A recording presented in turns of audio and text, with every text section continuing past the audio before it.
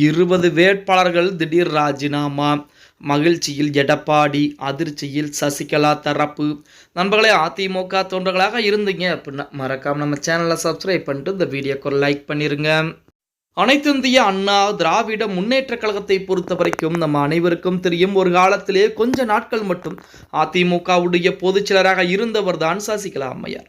ஒருவேளை சசிகலா அம்மையார் மட்டும் அதிமுகவுடைய பொதுச்செயலராக இருந்திருந்தால், அதாவது இந்த நேரம் அதிமுகவுடைய பொதுச்செயலராக சசிகலா அம்மையார் இருந்திருந்தால் அதிமுக எப்படி இருந்திருக்கும் என ஒரு நிமிடம் கொஞ்சம் யோசனை செய்து பாருங்கள்.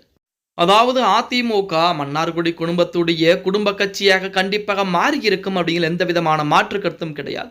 அதிமுகவாகவே இருந்திருக்காது. எம்ஜிஆர் மற்றும் ஜெயலலிதா அம்மையார் உருவாக்கி கட்டி காப்பாற்றப்பட்ட ஒரு இயக்கம் இல்லாமல் கூட போயிருக்கும். ஆனால் எடப்பாடி பழனிசாமி அப்படிங்கிற நபர் அதிமுகவிற்குள்ளே உள்ளே வர ஆரம்பித்த பின்பு, அதிமுகவிலே பொதுச்செயலாளர் பதவிக்கு வந்த பின்பு சின்ன சின்ன சண்டை சச்சரவுகள் இருந்த போதிலுமே அதிமுகவை ஒரு கட்டமைப்புடன் இயக்கிக் கொண்டிருக்கிறார் அப்படின்னே கூட சொல்லலாம்.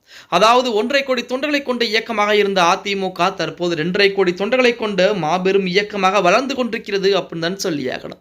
இப்படிப்பட்ட ஒரு சூழலில் அதிமுகவிற்கு எதிராக சசிகலா அம்மையார் ராமதாசுடன் இணைந்து கொண்டு வேட்பாளரை அறிவிச்சிருக்காங்க. கிட்டத்தட்ட 40-50 தொகுதிகள் பக்கம் வேட்பாளரை இருவரும் சேர்ந்து அறிவித்திருக்கக்கூடிய இந்த வேளையிலே நமது சசிகலா அம்மையாருடைய அறிவிக்கப்பட்ட வேட்பாளர்கள் 20 பேர் திடீரென அதாவது அந்த பகுதியிலிருந்து வெளியேறக்கூடிய ஒரு சூழல் என்பதுதான் இருக்கிறது. நாங்கள் தேர்தலிலிருந்து விலகிக் கொள்கிறோம் என தற்போது சசிகலா அம்மையாருக்கு கடிதங்கள் எல்லாம் எழுத போவதாக செய்திகள் என்பது வெளியாகிக் கொண்டிருக்கிறது அப்படின்னே கூட சொல்லலாம். அதாவது 2026 சட்டமன்ற தேர்தலிலே அந்தந்த தொகுதிகளில் அதிமுக வெற்றி வேகை சூட வேண்டும். நாங்கள் நின்னால் எங்களால் வாக்குகள் என்பது பிரியக்கூடிய ஒரு சூழல் என்பது இருக்கிறது. அதனால் நாங்கள் அந்த தேர்தலிலிருந்து புறக்கணிக்கிறோம், தேர்தலை விட்டு விலகிக் கொள்கிறோம், தேர்தலிலிருந்து ராஜினாமா செய்து கொள்ளப் போகிறோம் என தற்சமயம் சசிகலா அம்மையாருக்கு மிரட்டல்கள் எல்லாம் எடுத்துக் கொண்டிருக்கலாம். சசிகலா அம்மையார் மூலமாக நிப்பாட்டப்பட்ட வேட்பாளர்கள் கண்டிப்பாக அந்த தொகுதியிலே வெற்றி வகை சூடுவார்களா இல்லையா அப்படின்னு உங்கள் அனைவருக்குமே தெரியும். வெற்றி வகை சூடுவது, அதாவது சீமானுடைய வாக்கு சதவீதத்தை கூட நமது சசிகலா அம்மையாரால் எட்டி பிடிக்க முடியுமா அப்படிங்கிறது மிகப்பெரிய ஒரு கேள்விக்குறியான ஒரு விஷயம்.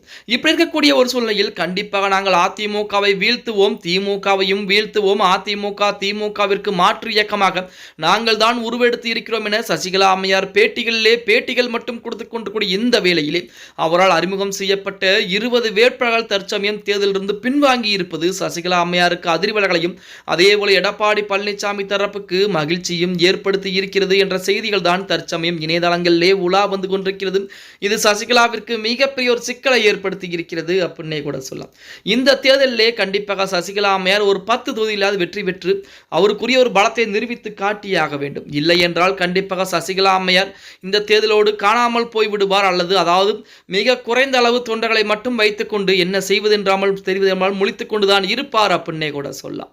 ஓகே गाइस, வீடியோ பிடிச்சிருந்தா மறக்காம லைக் பண்ணுங்க. அப்படி நம்ம போடக்கூடிய வீடியோ பத்தின கருத்துக்களை கீழே மறக்காம கமெண்ட் பாக்ஸ்ல பதிவு பண்ணுங்க நண்பா.